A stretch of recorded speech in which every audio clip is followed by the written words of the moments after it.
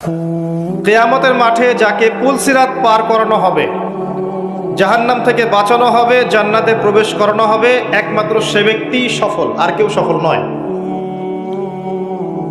ওয়ামাল হায়াতুদ দুনিয়া ইল্লা মাতাউল গুরুর, দুনিয়ার জীবন ধোঁকা প্রতারণা ছাড়া কিচ্ছু নয়। মরীচিকা দেখেছেন? মরীচিকা রোদের মধ্যে দেখা যায়, এটা দুনিয়ার জীবন। আল্লাহ পাক এর সাথে তুলনা করেছেন। আরেকটা আয়াত আছে সূরা হাদীদের মধ্যে, ওই আয়াতের মধ্যে আল্লাহ পাক দুনিয়ার জীবনের একটা এক্সাম্পল দিয়েছেন, দৃষ্টান্ত দিয়েছেন। কেমন? আল্লাহ বলছেন ই'লামু, তোমরা জেনে রাখো, তোমরা সবাই জেনে রাখো, আন্নামাল হায়াতুদ দুনিয়া লাইবুম ওয়া লাহু ওয়া জিনাতুন ওয়া তাফাখুরুম বাইনাকুম ওয়া তাকাসুর। তোমরা জেনে রাখো দুনিয়ার জীবনটা হচ্ছে খেলাধুলা। ছোট বাচ্চা যারা থাকে এরা খেলাধুলা ছাড়া কিছু বোঝে? ওদের কাছে দুনিয়াটা এমনই, খেলার মতো, খেলাধুলা করবো, এটাই দুনিয়ার জীবন ওদের কাছে মনে হয়। আর একটু বড় হলে আল্লাহ দেখবেন কিশোর কিশোরীরা এখন দুনিয়ায় জীবনের কোনো উদ্দেশ্য নাই, সারাদিন এই বস্তুবাদিতা স্রোতে গা ভাসিয়ে দিয়েছে, ছেলে খেলায় সময় পার করছে। সারাদিন দেখবেন ফেসবুক, ইউটিউবিং, টিকটক, আড্ডাবাজি করা, লুডো খেলা, পাবজি, ফ্রি ফায়ার, ওদের কাছে লাহু মানে মজা, হাসি তামাশা। দুনিয়ার জীবন কি ঠাট্টা? মজা, হাসি তামাশা। আর একটু বুঝ বেশি থাকলে ড্রাগ অ্যাডিক্টেড হবে, গার্লফ্রেন্ডকে নিয়ে ঘুরবে, পর্নোগ্রাফিতে আসক্ত হবে, জুয়া খেলবে, ক্যাসিনোতে যাবে। দুনিয়ার জীবন ওদের কাছে এমন। আরেকটু বড় হলে ওয়াজিনাতুম ওয়া তাফাখুরুম বাইনাকুম ওয়া তাকাসুর, আরেকটু বড় যখন হবে, ম্যাচুরিটি আসবে, তখন প্রতিযোগিতা, প্রাচুর্যের প্রতিযোগিতা, কে কত বেশি সম্পদ আর্ন করতে পারে, কার কত বেশি জমি আছে, কার কত সুন্দর স্ত্রী আছে, কার কত বড় চাকরি, কার কত বড় সম্পত্তি, কার কত বড় ক্ষমতা, জনবল কার কত বেশি। এই যে তাফাখুরুম বাইনাকুম ওয়া তাকাসুর, আল্লাহ পাক এটা সূরা তাকাসুরেও বলেছেন, আলহাকুমুত তাকাসুর হাত্তা যুরতুমুল মাকাবির, তোমরা প্রাচুর্যের প্রতিযোগিতা তোমাদেরকে মোহাচ্ছন্ন করেছে যতক্ষণ না তোমরা কবরে শায়িত হচ্ছ। কাল্লা সাউফা তা'লামুন সুম্মা কাল্লা সাউফা তা'লামুন, কখনো নয়, শীঘ্রই তোমরা জানতে পারবে। আবারও বলছি, শীঘ্রই তোমরা জানতে পারবে। কাল্লা লাউ তা'লামুনা ইলমাল ইয়াকিন, তখন ইলমাল ইয়াকিনে জানবে। একটা জিনিস পড়ে জানার নাম ইলমাল ইয়াকিন নয়, অনুধাবন করবেন যখন, তখন আপনার কাছে ইলমাল ইয়াকিন হবে। যেমন আপনাকে যদি বলি যে গোলাপ ফুলের গন্ধ আর রজনীগন্ধার গন্ধের মধ্যে পার্থক্য লিখে বলেন, লিখিত আকারে পার্থক্য বলেন বা ভাষায় প্রকাশ করেন, পারবেন? কথা বুঝতে পারছেন? গোলাপ ফুলের গন্ধ এবং রজনীগন্ধার গন্ধের মধ্যে কি পার্থক্য আছে আমাকে লিখিত আকারে দেন বা ভাষায় প্রকাশ করেন, পারবেন? এটা সম্ভব? মধুর মিষ্টি কেমন আর এই যে আপনার গুড়, এর মিষ্টি কেমন, লিখিত আকারে বলুন বা ভাষায় প্রকাশ করুন, পারবেন? কিভাবে পারা যাবে? কিভাবে? যদি আপনি দুইটা ফুল কাছে নেন, নিয়ে দুটার ঘ্রাণ শোকেন, সুখে আপনি বুঝতে পারবেন, অনুধাবন করবেন। ইলমাল ইয়াকিন, এটা হচ্ছে ইলমাল ইয়াকিন। আপনার নিশ্চিত জ্ঞান হলো যে এই গন্ধটা এমন, এই গন্ধটা এমন। পরে আপনি বলবেন অমুকের গন্ধটা গোলাপের মতো আর অমুকের গন্ধটা রজনীগন্ধার মতো। এই যে ইলমাল ইয়াকিন, মধু খান আবার গুঁড়ো খান, স্বাদ যখন বুঝবেন আপনি বুঝে ফেলবেন যে কোনটা কিসের স্বাদ। এই চাক্ষুষ জ্ঞানটাকে বলা হয় কি? ইলমাল ইয়াকিন। কবরের আযাব না ভোগ করলে মানুষ বুঝবে না পরকাল কি জিনিস, ওইটা ইলমাল ইয়াকিন। আমি বুঝাতে পারছি? কবর যখন চাপ দিবে নাউযুবিল্লাহ, তখন মানুষের ইলমাল ইয়াকিন হবে যে এটাই সেই শাস্তি। সূরা দুখান পড়ে দেখেন, আল্লাহ পাক বলেছেন যুক ইন্নাকা আনতাল আজিজুল কারীম, শাস্তি ভোগ করো, আজকে শাস্তি ভোগ করো। পৃথিবীতে অনেক সম্মানিত ছিলে, আজকে শাস্তি ভোগ করো। এটাই সেই শাস্তি যা তুমি অস্বীকার করেছিলে। তখন বুঝবেন কোনটা ইলমাল ইয়াকিন। তো আল্লাহ পাক এই কথাটা বলেছেন সূরা তাকাসুরের মধ্যে, তোমাদের প্রাচুর্যের প্রতিযোগিতা ব্যস্ত করে রেখেছে যতক্ষণ পর্যন্ত না তোমরা কবরে শায়িত হচ্ছ। কাল্লা সাউফা তা'লামুন সুম্মা কাল্লা সাউফা তা'লামুন কাল্লা লাউ তা'লামুনা ইলমাল ইয়াকিন, নিশ্চিত জ্ঞান সহকারে তোমরা জানবেই ইনশাআল্লাহ তাআলা।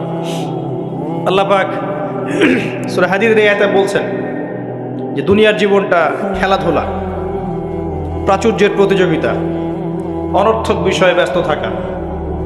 ই'লামু আন্নামাল হায়াতুদ দুনিয়া লাইবুন ওয়া লাহু ওয়া জিনাতুন ওয়া তাফাখুরুম বাইনাকুম ওয়া তাকাসুর। ওয়া তাকাসুরুন ফিল আমওয়ালি ওয়াল আওলাদ, এই প্রাচুর্যের প্রতিযোগিতা হচ্ছে সম্পদের ক্ষেত্রে, সন্তানদের ক্ষেত্রে। এটা করি না আমরা? আমার এত সন্তান, আমার এত সম্পদ।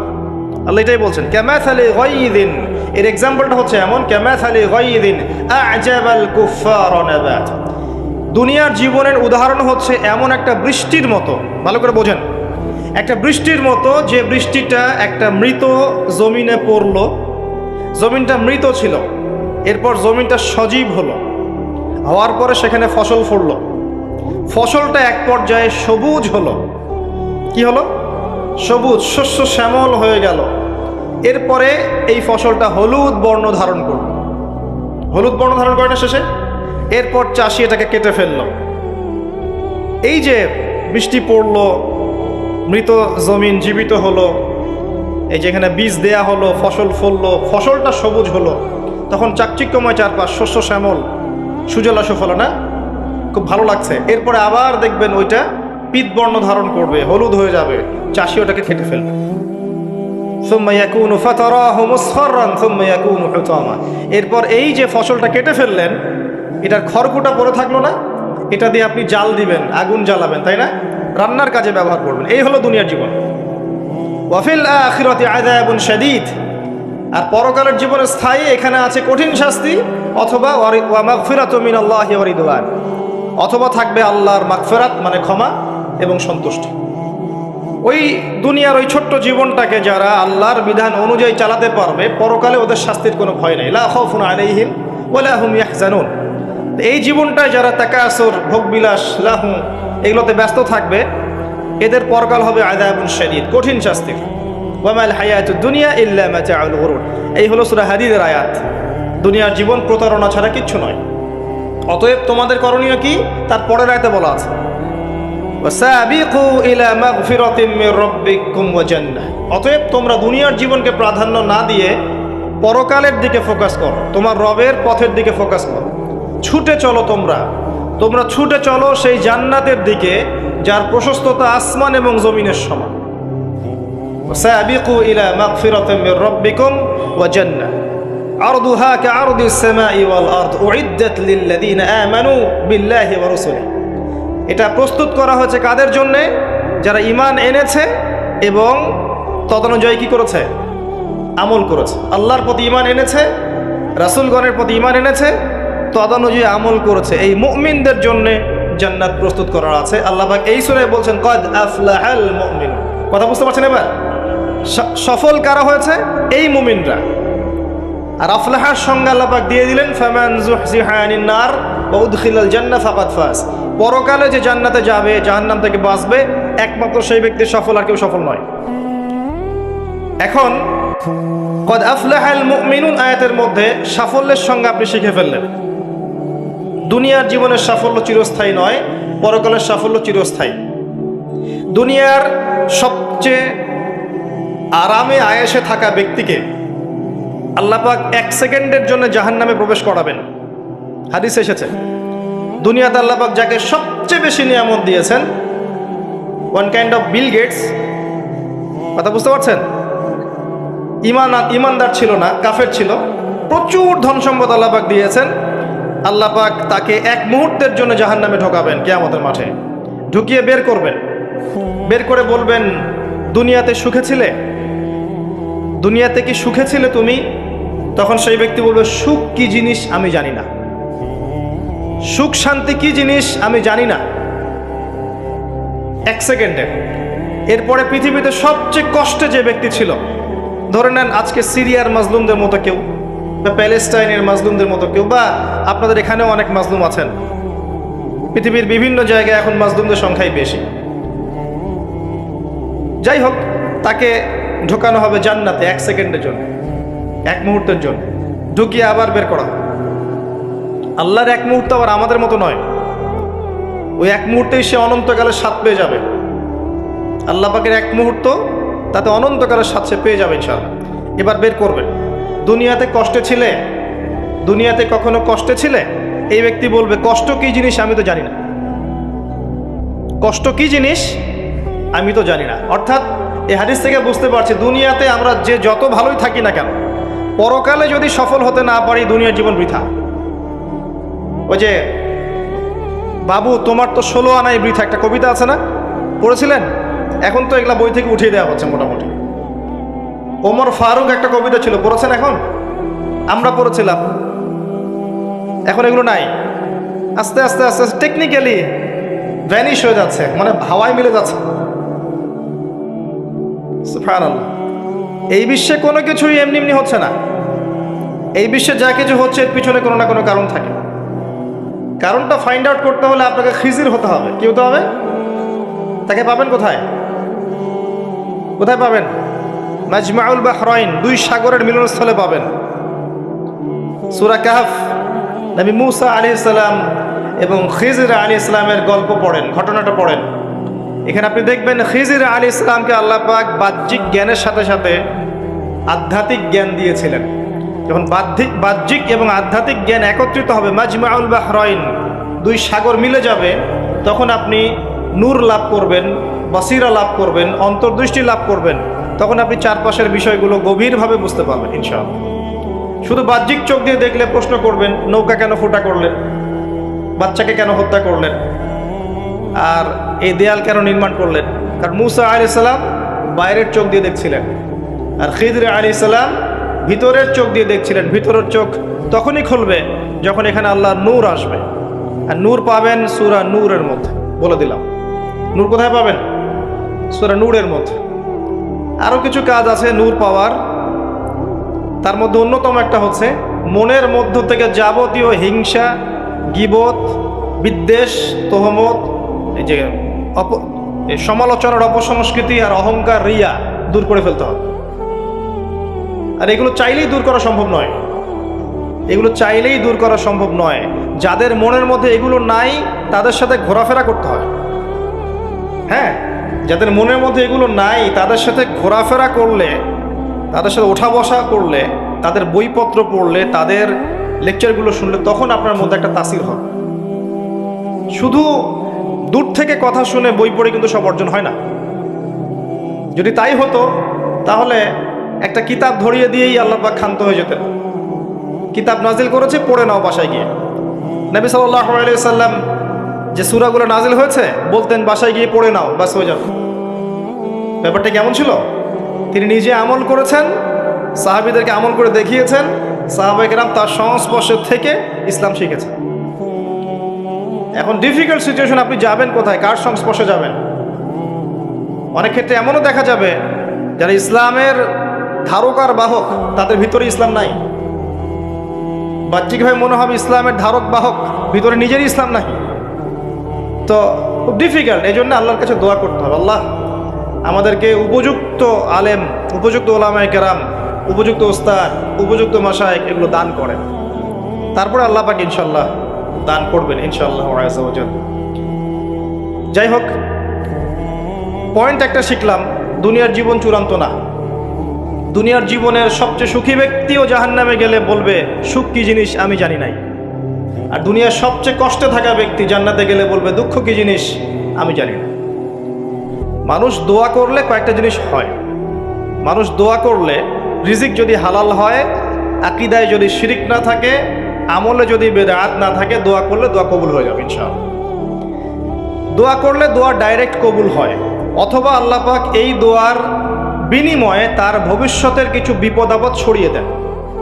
মনে করেন আপনি দোয়া করেছেন, অনেক দোয়া করেছেন, ইনস্ট্যান্ট আপনি রেজাল্ট পান নাই, তা আপনি জানেনই না এই দোয়ার বদৌলতে আপনার আগামীর বিপদ আল্লাহ কাটিয়ে দিয়েছে। এটা আল্লাহ জানেন, আপনি জানেন না। অথবা কি হতে পারে, অথবা কিয়ামতের মাঠে এই বিনিময় দেওয়ার জন্য আল্লাহ পাক প্রতিদান রেখে দিবেন নিজের কাছে। এবং আমরা অনেকেই কিয়ামতের মাঠে উঠব, উঠে আল্লাহ পাক আমাদেরকে দেখাবেন, আমল নামা দেখাবেন এবং বলবেন অমুক দিন তুমি এই দোয়া করেছিলে, আমি এই দোয়াটা ওই সময় দেইনি, তোমার জন্য জমা রেখেছি, আজকে সেই দোয়ার বিনিময় তোমাকে দান করব। ওই দিন মানুষ বলবে, আমরা বলবো যে কাশ দুনিয়াতে আমার কোনো দোয়াই যদি কবুল না হতো। কথা বুঝতে পারছেন? দুনিয়াতে যদি আমার কোনো দোয়াই কবুল না হতো, আজকে সব প্রতিদান পেতাম। একজন অসুস্থ ব্যক্তি, যার দুনিয়াতে প্রচুর রোগ ছিল, কিয়ামতের মাঠে যখন দেখবে যে এগুলোর প্রতিদান কত হাজার হাজার নেকি সে পাচ্ছে, তখন সে বলবে দুনিয়ার পুরো জীবনটাই যদি অসুস্থ থাকতাম কতই না ভালো। আমি বুঝাতে যাচ্ছি, এরকম অনেক হাদিস আছে, বলতে গেলে রাত শেষ হয়ে যাবে, যে দুনিয়ার জীবনটার মূল্য আল্লাহর কাছে খুব বেশি নয়, একটা মাছির পাখার সমানও নয়। যদি হতো তাহলে কোনো কাফের মুশরিককে আল্লাহ পাক এক ঢোক পানি খেতে দিতেন না। আর আজকে আমাদের চিন্তা চেতনা সমস্ত বিষয় দুনিয়া কেন্দ্রিক। আমাদের পড়াশোনার উদ্দেশ্য দুনিয়া, ব্যবসার উদ্দেশ্য দুনিয়া, চাকরির উদ্দেশ্য দুনিয়া, আমাদের সামাজিক কাজগুলোর উদ্দেশ্য দুনিয়া, সব কিছুই দুনিয়া কেন্দ্রিক। আর আমরা সবাই মনে করছি দুনিয়াই দুনিয়া, এরপরে আর কিছু নাই। মনে রাখবেন, যে ব্যক্তি দুনিয়ার জন্য দুনিয়া করে, শুধু দুনিয়ার জন্যই দুনিয়া করে, সে দুনিয়া পরকাল দুটোই হারাবে। আর যে ব্যক্তি পরকালের জন্য দুনিয়া করবে, সে ইহকাল পরকাল দুটোই পাবে ইনশাআল্লাহ। কথা বুঝতে পারছেন? যে ব্যক্তি দুনিয়ার জন্যই দুনিয়া করবে, সে দুনিয়া আখিরাত দুটোই হারাবে। দুনিয়ার জন্য যদি আমি দিনের কাজও করি তাও হারাবো। কথা বুঝতে পারেন নাই? দুনিয়ার স্বার্থে যদি আমি দিনের কাজ করি, ইসলামকে নিয়ে দুনিয়ার স্বার্থ অর্জন করতে চাই, তাহলে দুনিয়া আখিরাত দুটোই হারাবো। আর যদি পরকালে আল্লাহ সন্তুষ্টি পাওয়ার জন্য আমি দুনিয়া করি, আল্লাহ পাক পরকাল দুনিয়া দুটোই দিবেন ইনশাআল্লাহ। আল্লাহ পাক আমাদেরকে বোঝার তৌফিক দান করুন, আমিন। আশা করি আমরা সাফল্যের সংজ্ঞাটা বুঝতে পেরেছি। কারা সফল হবে? মুমিনরা। এবার আসেন, মুমিন কারা? সহজ কথায় বলছি, যারা 6টা বিষয় বিশ্বাস করে। কয়টা? 6টা পিলারে যারা বিশ্বাস করে। 1 নাম্বার, মুহাম্মদ সাল্লাল্লাহু আলাইহি ওয়াসাল্লামকে জিজ্ঞেস করা হয়েছিল না, ইয়া মুহাম্মদ সাল্লাল্লাহু আলাইহি ওয়াসাল্লাম আখবিরনি আনিল ঈমান, আমাকে ঈমান সম্পর্কে বলুন। মনে আছে হাদিসটা? হাদিসে জিবরিল, মিশকাতের 2 নম্বর হাদিস মেবি, জি। আর মুসলিম শরীফের 9 নম্বর হাদিস। জিবরাইল আলাইহিস সালাম মানুষের বেশ ধরে নবী সাল্লাল্লাহু আলাইহি ওয়াসাল্লামের কাছে এসেছিলেন, তার হাঁটুর সাথে হাঁটু লাগিয়ে বসেছেন, বসে 4টা প্রশ্ন করেছিলেন। ইসলাম কাকে বলে, ঈমান কাকে বলে, ইহসান কাকে বলে, এবং কিয়ামত কবে হবে। নবীজি বলেছিলেন কিয়ামত কবে হবে এই বিষয়ে প্রশ্নকারী উত্তরদাতার জ্ঞান সমান। তখন তিনি আবার প্রশ্ন করেছিলেন, তাহলে আলামত কিছু বলে দিন। এর উপর বিস্তারিত আমার খুতবা আছে, শুনে নেবেন, ইউটিউবে আছে। তো এর মধ্যে একটা প্রশ্ন ছিল, ঈমান কাকে বলে। নবী সাল্লাল্লাহু আলাইহি ওয়াসাল্লাম উত্তর দিয়েছিলেন, আল ঈমান, ঈমান হচ্ছে আন তুমিনা বিল্লাহ, তুমি বিশ্বাস করবে এক আল্লাহর প্রতি, মুখস্থ করে ফেলবেন, এক আল্লাহর প্রতি ঈমান। ওয়া মালাইকাতিহি, তার ফেরেশতা মণ্ডলীর প্রতি 2 নম্বর। 3 নম্বর, ওয়া কুতুবিহি, তার আসমানি কিতাব সমূহের প্রতি, সমস্ত আসমানি কিতাব সমূহের প্রতি। 4 নম্বর, ওয়া রুসুলিহি, তার সমস্ত রাসূলগণের প্রতি বিশ্বাস করবে। 5 নম্বর, ওয়াল ইয়াউমিল আখির, পরকালের জীবনে বিশ্বাস করবে।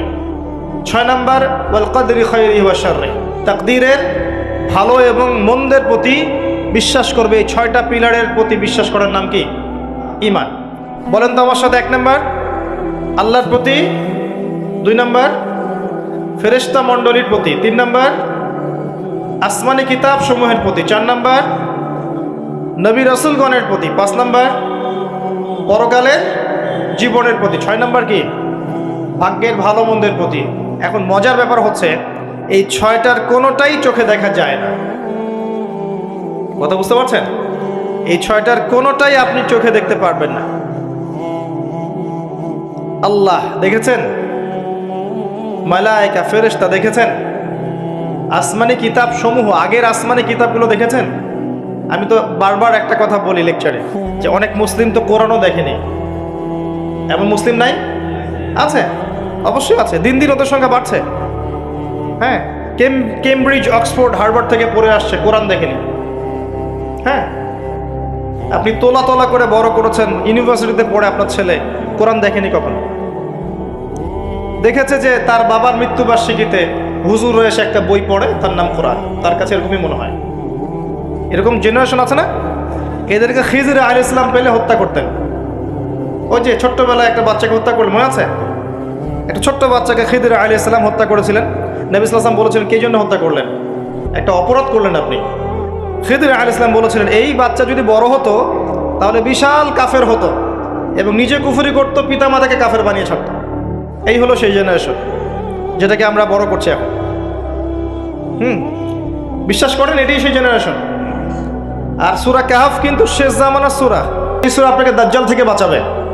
দাজ্জাল আগমনের সময় বিশ্বের কি অবস্থা হবে এটা ওই সূরার মধ্যেই দেয়া আছে। এটাকে আপনাকে বুঝতে হবে গভীরভাবে। যাই হোক, আসেন, আসমানি কিতাবসমূহ আমরা কিন্তু দেখিনি, কোরআন আমরা দেখেছি। নবী রাসূলগণ কোন নবীকে দেখেছেন? এমনকি আমরা কি আমাদের নবীকেও দেখেছি? দেখিনি। ওয়াল ইয়াউমিল আখির, পরকালকে দেখেছেন? পরকালের কিছুই দেখিনি আমরা। দেখেছি? আমরা শুনেছি কবরে আযাব হয়, দেখেছেন কখনো? কবর চাপা দিবে, দেখেছেন? কবরে প্রশ্নোত্তর হবে, দেখেছেন? কবরে যে আমরা দাফন করে দিয়ে আসি, কখনো কি দেখা যায় এগুলো? আমরা কি রূহ বা আত্মাকে দেখেছি? দেখেছি?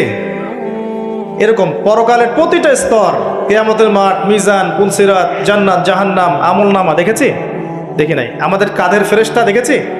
কিচ্ছু দেখি নাই। এই যে 6টা পিলার ঈমানের, সব কিন্তু গায়েব, অদৃশ্য বিশ্বাস। এটাই সেই আয়াতের ব্যাখ্যা। আল্লাহ পাক বলেছেন আলিফ লাম মিম যালিকাল কিতাব লা রাইবা ফিহি হুদাল লিল মুত্তাকিন। এই বইটা মুত্তাকিদের জন্য হেদায়েত, যে বইয়ে কোনো সন্দেহ নাই, যে কিতাবে কোনো সন্দেহ নাই। এই মুত্তাকি কারা? আল্লাযীনা ইউমিনুনা বিল গায়বি, যারা কিনা প্রথমত এই গায়েবের প্রতি ঈমান আনে। এই হলো গায়েবের 6টা পিলার। এখন সবচেয়ে মজার কথা হচ্ছে যে এখনকার শিক্ষা এবং জ্ঞান দর্শন হচ্ছে এমন যে পরীক্ষা নিরীক্ষা, বিজ্ঞান, যুক্তি আর দর্শন দিয়ে কোনো কিছুকে যদি প্রমাণ না করতে পারেন তাহলে তার অস্তিত্ব নেই। এটা আমাদেরকে শেখানো হয়। পশ্চিমারা এটা শিখিয়েছে। পশ্চিমারা এটা শিখিয়েছে যে পরীক্ষা নিরীক্ষা, পর্যবেক্ষণ, যুক্তি, দর্শন, বিজ্ঞান, এগুলো দিয়ে যদি আপনি প্রমাণ করতে না পারেন কোনো কিছুকে, তাহলে এগুলোর কোনো অস্তিত্ব নেই। এজন্যই তারা ঈমানের 6 পিলারের কোনোটাতেই বিশ্বাস করে না। কথা কি বুঝতে পারছেন? আল্লাহকে তো আপনি ল্যাবে প্রমাণ করতে পারবেন না, পারবেন? আর আল্লাহ যদি সামনে থাকতেন তাহলে কি ফেরাউনও তাকে সেজদা করতো না? করতো না? তাহলে কি দুনিয়ার জীবনটা কোনো পরীক্ষা হতো? হতো না। যাই হোক, এই যে মালায়েকা, আপনি কি ল্যাবে প্রমাণ করতে পারবেন? পারবেন? পারবেন না। রূহ বা আত্মাকে প্রমাণ করতে পারবেন? স্বপ্নের ব্যাখ্যা দিতে পারবেন? ঘুম, মানুষ যে ঘুমায়, ঘুমের মধ্যে হাসে এবং কাঁদে, আছে না? ঘুমের মধ্যে ভয় পায়, ব্যাখ্যা করতে পারবেন? পারবেন না। এই যে পরকালের জীবনের, কবরের আযাব, জান্নাত, জাহান্নাম, মিজান, পুলসিরাত, একটাকেও কি ব্যাখ্যা করা যাবে? ল্যাবরেটরিতে প্রমাণ করা যাবে? ওদের দর্শন হচ্ছে, এটাকে বলে এপিস্টিমোলজি বা জ্ঞান তত্ত্ব। ওদের জ্ঞান তত্ত্ব হচ্ছে যে যেহেতু এগুলোকে আমরা প্রমাণ করতে পারছি না, অতএব এগুলোর কোনো অস্তিত্ব নাই। চাক্ষুষ যা দেখবো তাই সত্য। এটা ওই যে মূসা আলাইহিস সালামকে বলেছিল তার কওম, লান নুমিনা লাকা হাত্তা নারাল্লাহা জাহরা, আমরা বিশ্বাস করব না তোমার কথা হে মূসা, যতক্ষণ আল্লাহকে হাজির করছো আমাদের সামনে, দেখবো তারপর বিশ্বাস করব। এই জ্ঞান তত্ত্ব দিয়েই সারা বিশ্বের শিক্ষা দর্শন চলছে। এই কারণেই বলি আমি যে শিক্ষার মধ্যে শিরক আছে। কি আছে? শিক্ষা দর্শনের মধ্যে শিরক আছে। কিন্তু এই চিন্তা চেতনা লালন করে কেউ জ্ঞান অর্জন করে, তার এই পুরো জ্ঞান অর্জনটাই বৃথা। এই জ্ঞানের দিয়ে সে দুনিয়া পাবে, পরকাল পাবে না। তো ঈমানের 6 পিলার প্রত্যেকটাই কি? গায়েবে বিশ্বাস। এগুলো বিশ্বাস করতে হবে, এটাই দুনিয়ার জীবনের পরীক্ষা। মনে রাখবেন, এগুলোর প্রতিটার পিছনেই বিজ্ঞান আছে, যুক্তি দর্শন আছে, কিন্তু আমাদেরকে সেই ক্যাপাবিলিটি অফ থিঙ্কিং দেয়া হয় নাই। আমাদেরকে ওই মাথার মধ্যে ওই চিন্তা শক্তি দেয়া হয়নি যে আপনি মালায়েকা ব্যাখ্যা করতে পারবেন। যখন মৌতের আলামত শুরু হবে, মানুষের চোখ লোহার মতো তীক্ষ্ণ হয়ে যাবে। আছে না সূরা কফের মধ্যে, ফাকাশাফনা আনকা গিতাআক ফাবাসারুকা ইয়াওমা হাদিদ, এই যে তোমার চোখ আজকে লোহার মতো তীক্ষ্ণ হয়ে গেছে, পরকালকে দেখতে পারবে সে। মৃত্যুর সময় দেখবেন মানুষ চোখ খুলে তাকিয়ে থাকে, তাকিয়ে থাকে না? চোখ বন্ধ করে দেওয়া হয়। তার রূহটা যে মালায়েকা নিয়ে চলে গেছেন, সে দেখতে থাকে, রূহটাকে ফলো করতে থাকে। মানুষের সায়েন্স বলে এখন মানুষের বডি যখন মারা যায় তারপরও চোখ জীবিত থাকে।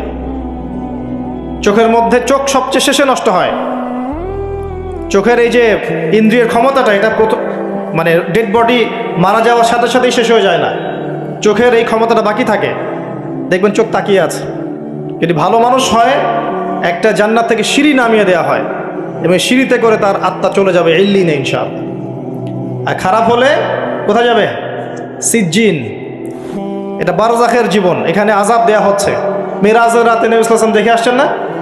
সুদখোরের শাস্তি রক্তের নদীতে ফেলে মাথা ফাটিয়ে দেওয়া হচ্ছে, জেনাকারের শাস্তি সামনে ভালো গোশত আছে, এদিকে খারাপ গোশত আছে, পচা গোশত খাচ্ছে।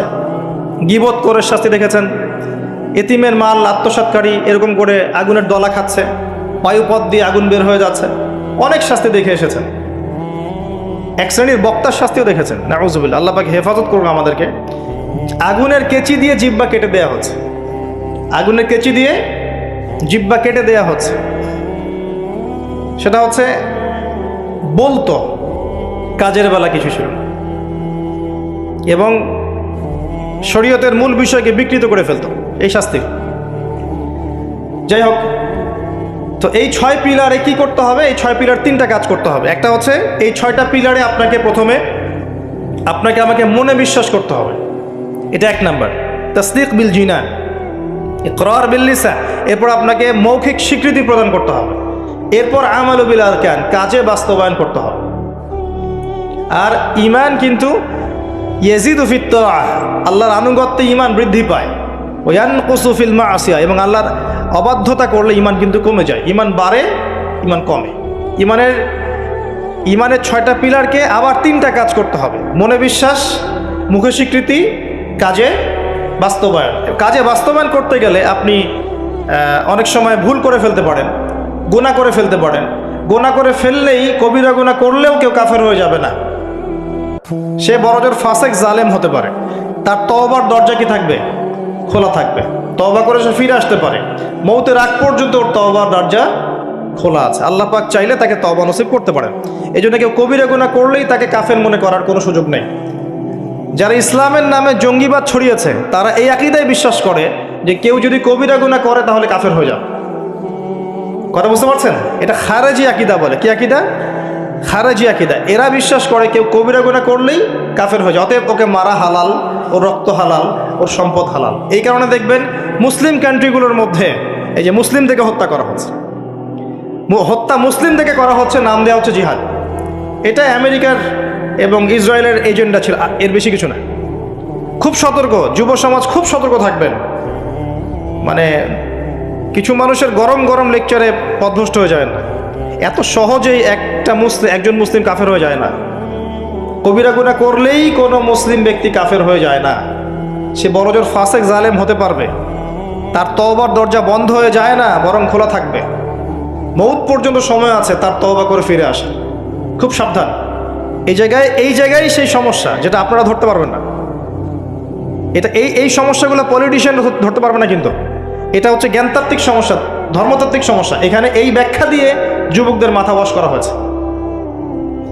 খুব সাবধান।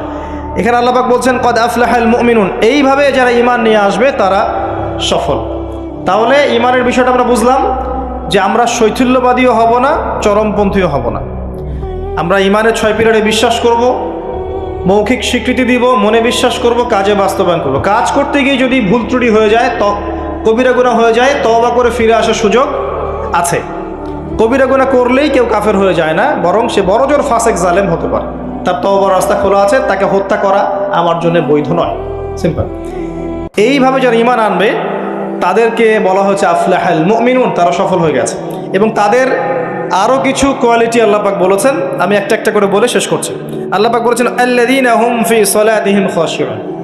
এভাবে ঈমান আনার পর তাদের প্রথম কাজ, তারা নামাজের মধ্যে খুজুর সাথে নামাজ পড়ে, যেটা এখনকার ডিজিটাল নামাজ আপনি পাবেন না। খুজুর সাথে নামাজের কয়েকটা শর্ত: ওয়াক্ত ঠিক থাকতে হবে, নামাজের পদ্ধতি ঠিক থাকতে হবে, নামাজের ধীর স্থিরতা বজায় থাকতে হবে, নামাজে আপনি কি পড়ছেন, কি বলছেন এটা বোঝার চেষ্টা করতে হবে।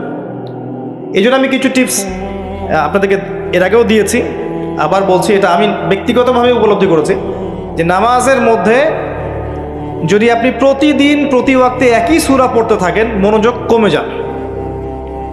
আপনি এক ওয়াক্ত নামাজে এক সূরা পড়েন, ভেরিয়েশন রাখেন, আপনি নামাজে মনোযোগ পাবেন বেশি।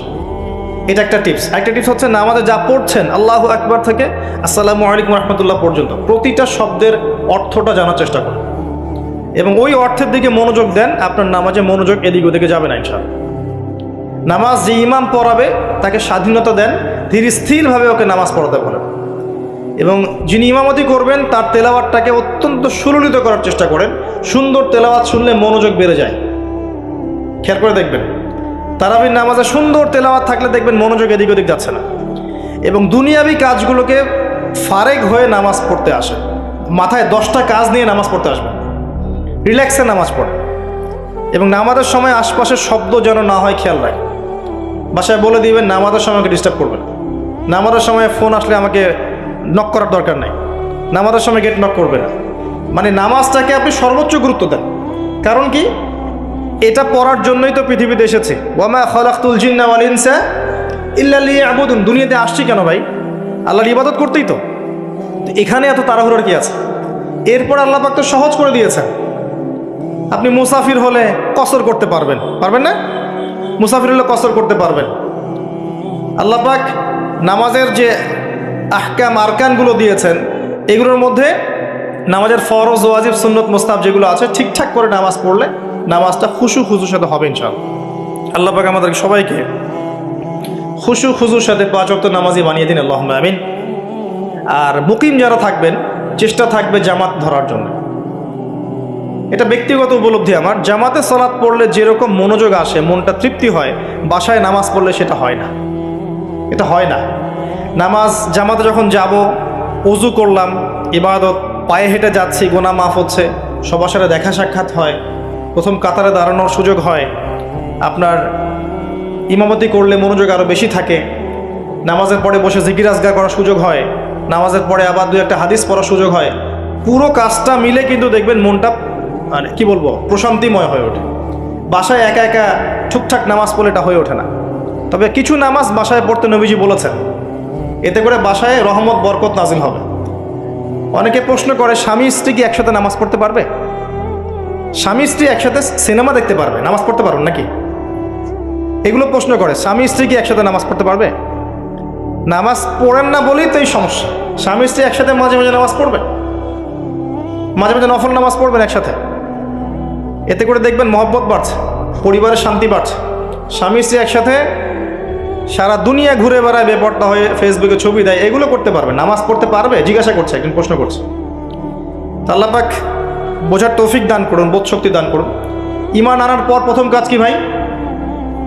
সালাত। এরপর আল্লাহ পাক বলছে, ওয়াল্লাযীনা হুম আনিল লাগওয়ি মু'রিদুন।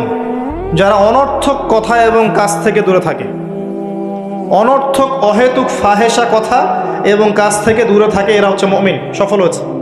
খেয়াল করে দেখবেন আমাদের জীবনের বেশিরভাগ কথা এখন অনর্থক হচ্ছে, অহেতুক। অহেতুক গীবত, অহেতুক তহমত, অহেতুক সমালোচনা। 3-4 জন একসাথে বসলেই গীবত। যে ব্যক্তি কিছু বোঝেই না, সে পলিটিক্স নিয়ে কথা বলা শুরু করলো, ইকোনমিক্স নিয়ে কথা বলা শুরু করলো, দেশ নিয়ে, রাষ্ট্র নিয়ে। কত বুদ্ধি তার, মাশাআল্লাহ। অথচ সে এসবের ধারই ধারে, জ্ঞানের কোনো ধারই ধারে না। এই জ্ঞান তার মধ্যে নাই। এমন কেউ নাই যে সব বিষয় নিয়ে কথা বলার চেষ্টা করে না। সবাইকে সব বিষয়ে কথা বলতে হবে না তো। যে বিষয়ে দক্ষ সে সেই বিষয়ে কথা বলবে। তো আমরা কিন্তু কথা খুব বেশি বলি, অহেতুক কথাবার্তা, অহেতুক কাজ। দেখবেন অহেতুক কাজে আমাদের যুব সমাজ সময় নষ্ট করছে। ঘুম থেকে ওটা থেকে শুরু করে দেখেন, অহেতুক আড্ডা মারবে, অহেতুক বাইক নিয়ে ঘুরছে মেয়ের পিছনে, অহেতুক বান্ধবীর পিছনে ঘোরা, দেখবেন অহেতুক আড্ডা মারা, কফি শপে বসে থাকা, অনলাইনে সারাদিন অনলাইনে স্ক্রল করতে থাকা, অহেতুক দেখবেন বসে বসে গেমস খেলছে, যে গেমসের কোনো মূল্যই নাই, সময় নষ্ট করছে নিছক মনোরঞ্জনের জন্যে। এরকম প্রচুর কাজ। মেয়েদেরকেও দেখেন সেম কাজ করছে, সারাদিন দেখবেন ওই সাজুগুজু নিয়ে পড়ে আছে, অহেতুক সিরিয়াল দেখছে বসে বসে, ঘন্টার পর ঘন্টা চলে যাচ্ছে, রিমোট নেওয়াই যায় না হাত থেকে। সারাদিনের সব কাজ আগে শেষ করে সন্ধ্যার সময় বসতেই হবে, সন্ধ্যা থেকে রাত 10টা সিরিয়াল, 10টা সিরিয়াল দেখে শেষ করবে। তারপর বাঘের মুখ থেকে খাবার কেড়ে নিয়ে আসতে পারবেন, কিন্তু আপনার স্ত্রীর হাত থেকে রিমোট নিতে পারবেন না। মানে সবই অহেতুক। খেয়াল করে দেখবেন প্রচুর কাজ আমরা করি, নিছক অহেতুক কথার কাজ। আল্লাহ পাক বলেছেন মুমিনদের সবচেয়ে বড় বৈশিষ্ট্য হচ্ছে তারা অহেতুক কথা এবং কাজ এড়িয়ে চলবে। কথা বললে দিনের কথা বলবে, আল্লাহর কথা বলবে, রাসূলের কথা বলবে। যে কথায় কোনো উপকার আছে এমন কথা বলবে, যে কথায় নিজের বা নিজের পরিবারের, নিজের দেশের, নিজের জাতির, নিজের উম্মার উপকার হয়, দিনের খেদমত হয়, এমন কোনো কথা বলবে বা কাজ করবে। আর যদি কোনো জায়গায় বসে দেখেন অহেতুক কথা কাজ হয়ে গেছে, সেক্ষেত্রে ওঠার আগে অবশ্যই এই দোয়াটা পড়বেন, সুবহানাকা আল্লাহুম্মা বিহামদিকা আশহাদু আল্লা ইলাহা ইল্লা আনতা আস্তাগফিরুকা ওয়া আতুবু ইলাইক। আশা করা যায় ওই বৈঠকে আপনি যে অহেতুক কথাগুলো বলেছেন এটা মাফ হয়ে যাবে ইনশাআল্লাহ। তো আল্লাহ পাক আমাদের সবাইকে অনর্থক কথা এবং কাজ থেকে বেঁচে থাকার তৌফিক এনায়েত করুন, আমিন। এরপর আল্লাহ পাক বলেছেন ওয়াল্লাযীনা হুম লিযাকাতি ফাঈলুন, যারা যাকাত আদায় করে। এখানে যাকাতের দুইটা অর্থ, একটা হচ্ছে মালের যাকাত প্রদান করা, নিসাব পরিমাণ সম্পত্তি থাকলে 2.5% যাকাত দিবেন। যাকাত দেন তো? শুধু যাকাতটা যদি আমরা কালেক্ট করতে পারতাম আমাদের সমাজে দারিদ্রতা বলে কিছু থাকতো না। শুধু যাকাতটা যদি আমরা সংগ্রহ করতে পারতাম সবাই, আর আমরা যদি দিতাম, আমরা অনেকে নামাজ পড়ি যাকাত দেই না। রমজান মাসে তারাবির নামাজে এসে অনেক বড় বড় বাহাদুরি দেখাই, যাকাতটা আদায় করি না। বহু মানুষ আছে আমরা যাকাত দেই না। এমন অনেক মানুষ আছে আমাদের সমাজে যাদের এক একজনের যাকাতের টাকা দিয়ে শত শত মানুষের কর্মসংস্থান করা সম্ভব, জানেন?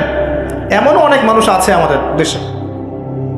আমরা বলি না যে আমরা মধ্যম উন্নয়ন অগ্রগতির দেশ, তাই বলছি না এখন, কিন্তু উন্নয়নশীল দেশ হলে আমাদের মধ্যে এমন অনেক মানুষ আছে যাদের সম্পদ মাশাআল্লাহ ওই আকাশের চূড়ায় পৌঁছে গেছে।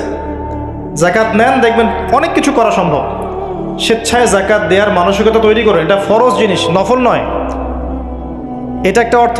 নিসাব পরিমাণ সম্পদ থাকলে যাকাত দিয়ে দিন। যদি যাকাত না দেন, সূরা তাওবা পড়ে দেখেন আপনার জন্য কি শাস্তি অপেক্ষা করছে।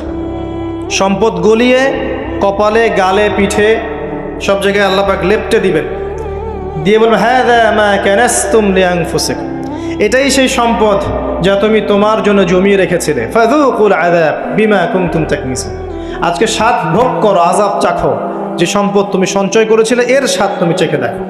আল্লাহ পাক আমাদেরকে যাকাত প্রদান করার তৌফিক দান করুন, আমিন। যাকাত এবং ইসলামিক ইকোনমিক্স নিয়ে আমি ইনশাআল্লাহ ডিটেইলস কোন একটা লেকচার আলোচনা করব ইনশাআল্লাহ।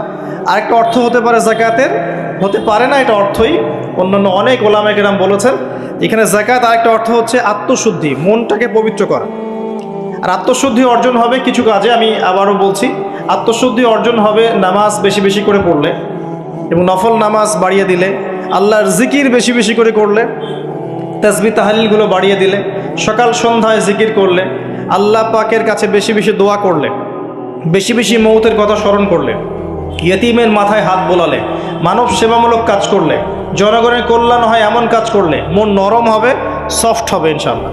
এবং মন যত নরম হবে তত বেশি আল্লাহর নূর সেখানে আসবে।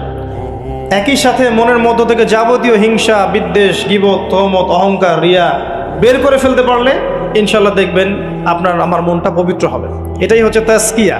আল্লাহ বলেছেন কদ আফলাহা মান যাক্কাহা ওয়া কদ খাবা মান দাসাহা। অন্য সূরায় বলেছেন কদ আফলাহা মান তাযাক্কা ওয়া যাকারা ইসমা রাব্বিহি ফাসাল্লা।